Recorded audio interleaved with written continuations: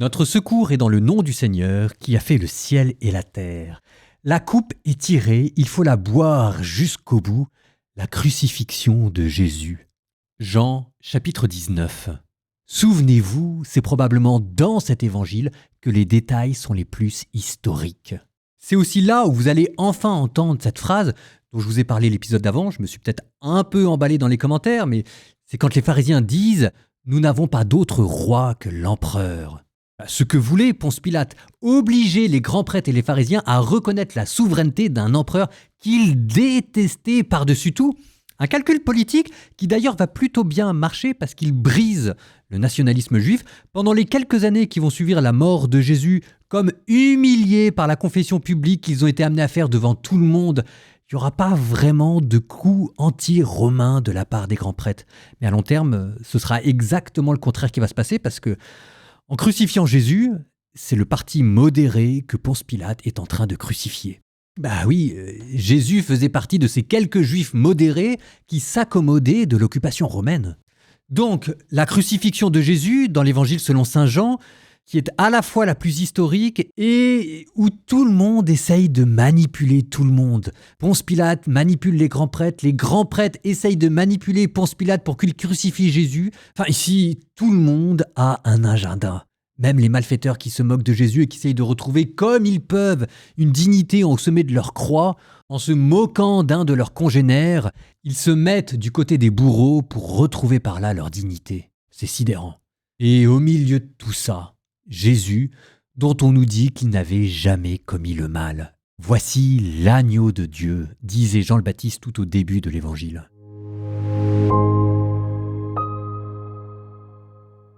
Alors Pilate fit saisir Jésus pour qu'il soit flagellé.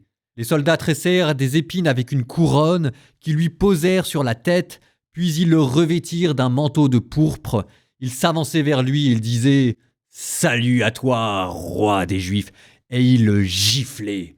Pilate de nouveau sortit dehors et leur dit « Voyez, je vous l'amène dehors pour que vous sachiez que moi, je ne trouve en lui aucun motif de condamnation. » Jésus sortit donc, portant la couronne d'épines et le manteau pourpre. Et Pilate leur déclara « Voici l'homme. » Quand ils le virent, les grands prêtres et les gardes se mirent à crier « Crucifie-le! Crucifie-le » Pilate leur dit « Prenez-le vous-même et crucifiez-le. Moi, je ne trouve en lui aucun motif de condamnation. » Ils lui répondirent « Nous avons une loi, et suivant la loi, il doit mourir parce qu'il s'est fait fils de Dieu. » Quand Pilate entendit ces paroles, il redoubla de crainte. Il rentra dans le prétoire et dit à Jésus « D'où es-tu » Jésus ne lui fit aucune réponse. Pilate lui dit alors « Tu refuses de me parler à moi ? Ne sais-tu pas que j'ai le pouvoir de te relâcher et pouvoir de te crucifier ?» Jésus répondit « Tu n'aurais aucun pouvoir sur moi si tu ne l'avais reçu d'en haut. C'est pourquoi celui qui m'a livré à toi porte un péché plus grand. » Dès lors, Pilate cherchait à le relâcher. Mais les Juifs se mirent à crier « Si tu le relâches, tu n'es pas ami de l'empereur. Quiconque se fait roi s'oppose à l'empereur. » En entendant ces paroles, Pilate amena Jésus au dehors. Il le fit asseoir sur une estrade au lieu dit le dallage, en hébreu Gabata. C'était le jour de la préparation de la Pâque, vers la 6e heure, environ midi. Pilate dit aux Juifs « Voici votre roi. » Alors ils crièrent « À mort! À mort! Crucifie-le » Pilate leur dit « Vais-je crucifier votre roi ?» Les grands prêtres répondirent « Nous n'avons pas d'autre roi que l'empereur. » Alors il leur livra Jésus pour qu'il soit crucifié. Ils se saisirent de Jésus et lui-même, portant sa croix, sortit en direction du lieu dit le crâne ou calvaire, qui se dit en hébreu Golgotha. C'est là qu'ils le crucifièrent, et 2 autres avec lui, un de chaque côté et Jésus au milieu. Pilate avait rédigé un écriteau qu'il fit placer sur la croix. Il était écrit « Jésus le Nazaréen, roi des Juifs ». Beaucoup de Juifs lurent cet écriteau, parce que l'endroit où l'on avait crucifié Jésus était proche de la ville et que c'était écrit en hébreu, en latin et en grec. Alors les grands prêtres des Juifs dirent à Pilate N'écris pas roi des Juifs, mais cet homme a dit je suis le roi des Juifs. Pilate répondit ce que j'ai écrit, je l'ai écrit. Quand les soldats eurent crucifié Jésus, ils prirent ses habits. Ils en firent 4 parts, une pour chaque soldat. Ils prirent aussi la tunique. C'était une tunique sans couture, tissée tout d'une pièce de haut en bas.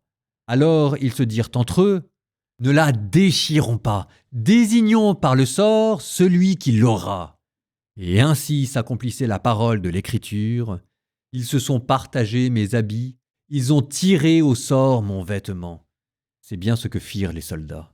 Or, près de la croix de Jésus se tenait sa mère et la sœur de sa mère, Marie, femme de Cléophas, et Marie-Madeleine. Jésus, voyant sa mère, et près d'elle le disciple qu'il aimait, dit à sa mère, « Femme, voici ton fils. » Puis il dit au disciple, « Voici ta mère. » Et à partir de cette heure-là, le disciple l'a pris chez lui.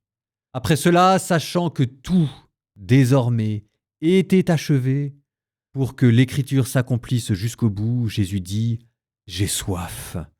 Il y avait là un récipient plein d'une boisson vinaigrée.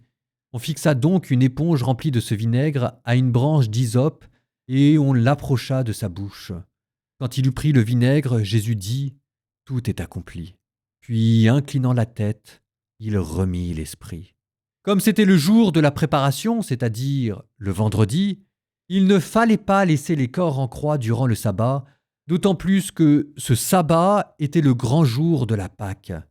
Aussi les Juifs demandèrent à Pilate qu'on enlève les corps après leur avoir brisé les jambes. Les soldats allèrent donc briser les jambes du premier, puis de l'autre homme crucifié avec Jésus.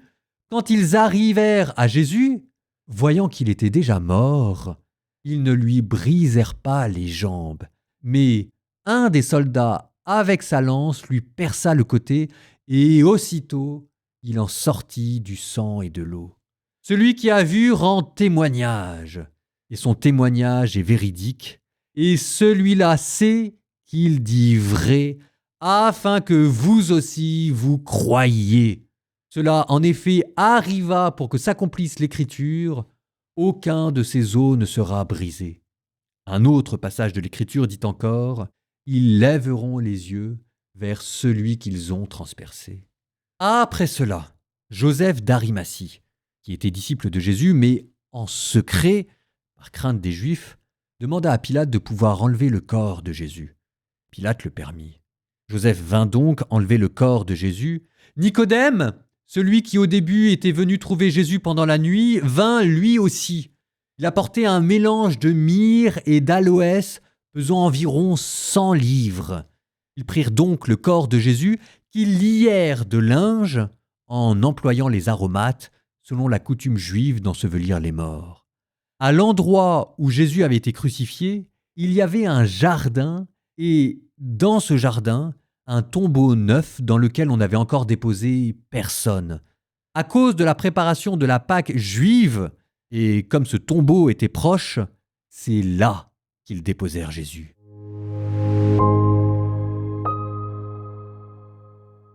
J'arrête pas de vous parler de l'ironie qu'il y a chez Saint Jean.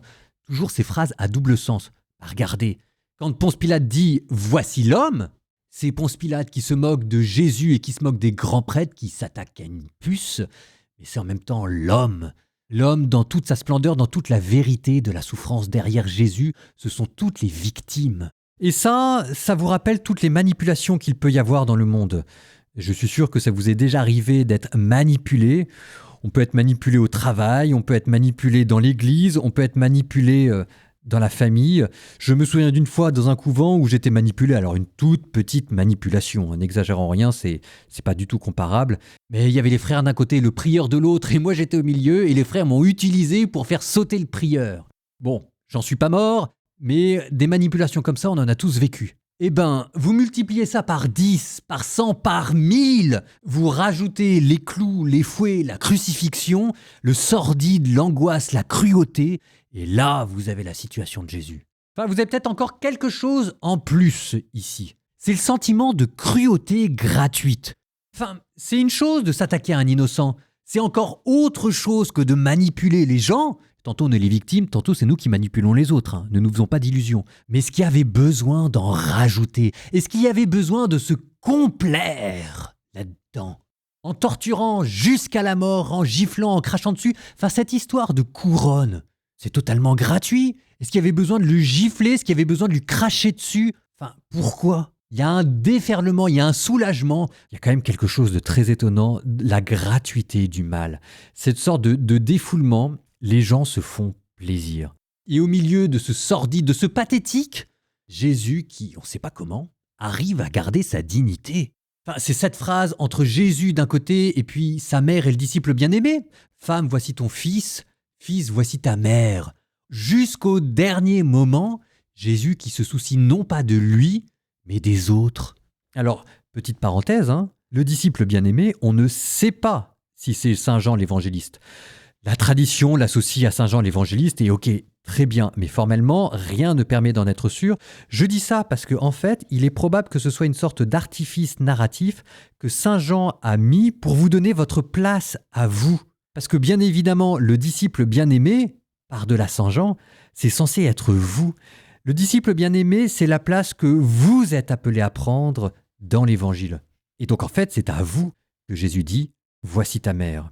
Et même, vous voyez, parce que c'est ce qu'il y a de très beau, cette phrase que Jésus vient de dire, il est mort et maintenant il est ressuscité, et il continue de la vouloir maintenant qu'il est au ciel. C'est encore en ce moment que à vous, Jésus dit « Voici ta mère ». Donc c'est encore en ce moment que Jésus vous regarde du haut du ciel et que ce qu'il a prié sur terre, il le continue au ciel. C'est en ce moment encore qu'il dit à vous, voici ta mère, Marie, et qu'il continue de dire à Marie au ciel, voilà tes enfants. Et c'est dans cette phrase-là que vous avez toute la dévotion du peuple chrétien envers Marie. En fait, si vous voulez, la parole de Dieu s'est incarnée en Jésus, mais le mystère de l'Église s'est incarné en Marie. Nous terminons par le Cantique des Cantiques qui prend tout son sens ici, le plus beau poème d'amour, alors qu'en parallèle, Jésus est en train de mourir. Mais vous avez cette phrase-là, « L'amour est plus puissant que la mort. Les flammes du Shéol ne pourraient l'éteindre. » Cantique des Cantiques, chapitre 8. « Que n'es-tu pour moi un frère, nourri au sein de ma mère? Je te rencontrerai au dehors et je t'embrasserai sans paraître méprisable. Je t'emmènerai, je t'introduirai dans la maison de ma mère, tu m'initierais, je t'abreuverai de vin parfumé, de ma liqueur de grenade. Sa main gauche est sous ma tête, et sa droite m'étreint. Lui. Je vous en conjure, filles de Jérusalem, n'éveillez pas, ne réveillez pas l'amour avant qu'il le veuille. Cœur. Qui donc est celle qui monte du désert appuyée sur son bien-aimé? Lui. Sous le pommier, je t'éveille, là où ta mère t'a enfanté. Là, elle t'a enfanté et mise au monde. Elle, pose-moi comme un sceau sur ton cœur, comme un sceau sur ton bras, cœur. Car l'amour est fort comme la mort, la passion implacable comme l'abîme. Ces flammes sont des flammes de feu, fournaise divine. Les grandes eaux ne pourront éteindre l'amour, ni les fleuves l'emporter.